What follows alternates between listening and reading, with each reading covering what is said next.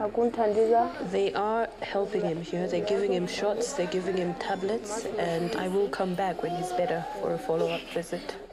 I think this hospital is really, really great. The only thing is I wish I'd come with him a little earlier. I wasted time going to the medicine man. I should have come with him here as soon as he got worse.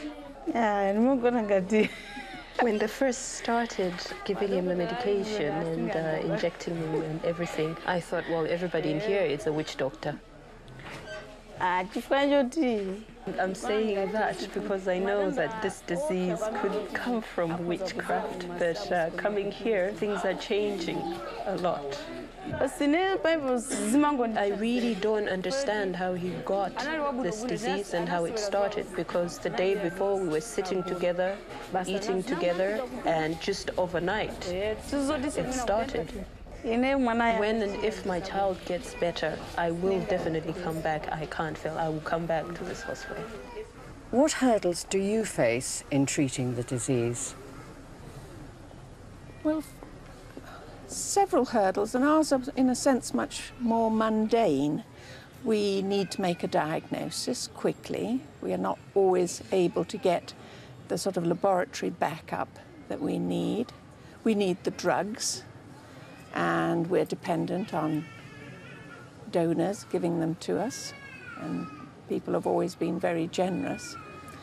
One big problem, I think, is trying to maintain treatment and therefore trying to get people to come back. They come from far away, so we need to pay for their follow-up because it's a lot of money for a family.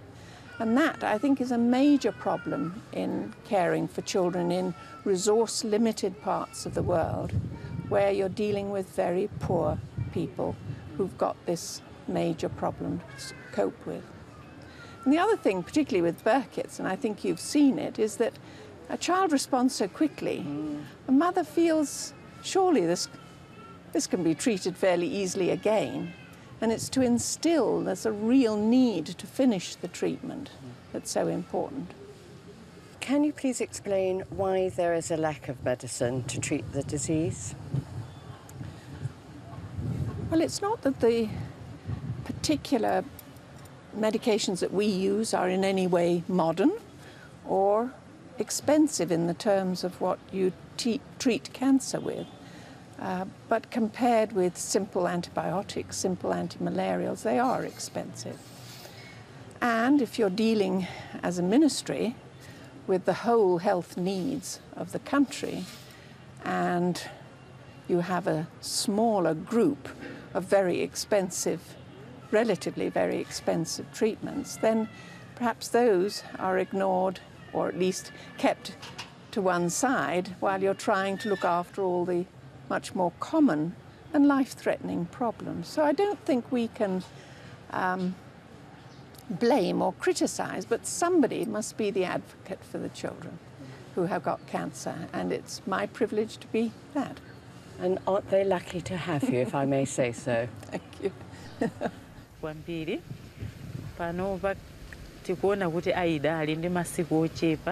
Aida is not in a very good condition. Her cancer has really advanced and the tumor has really grown. She's only got a few more days to live, but from the time that we took over, we've been assisting her and her family in various ways, spiritually, as well as administering morphine and a bit of financial support as well, because they've been in the hospital for a long, long time and they did not have food back home, so we give them a bit of money. We also take clothes and blankets for Aida because it's cold season, but I'm afraid she doesn't have that much time left. Well, you've been following Grace and you've been following Ganizani. They both came in not only with swellings around their eyes, but they were very miserable. And I think you must have seen over the last 2 or 3 weeks their general well-being is so much improved. Pain has reduced and swellings have gone down. They've not completely gone away. They've still got some of their treatment to do, but we have high hopes for them.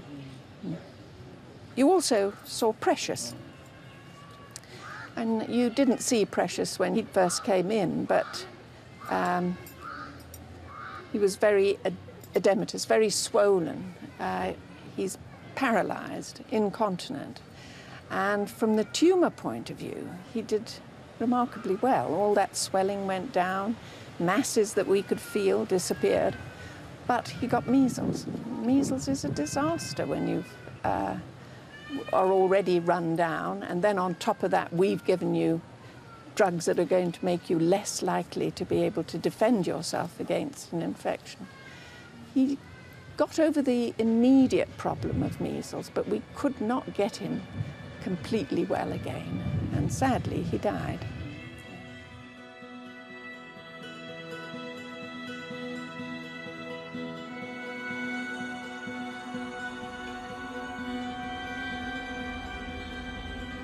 Even though Malawi is one of the poorest countries in Africa, it seems to me to be a country not looking back, but forward. Unlike many other African countries, Malawi has limited natural resources. But personally, after spending some time here, I feel its natural resources are its people, whom are forever positive, upbeat, and always striving to better themselves and their country.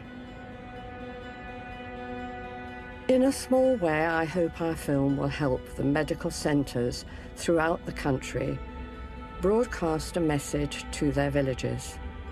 And that message is a simple one. Act before it is too late. Get your children to hospital as soon as possible.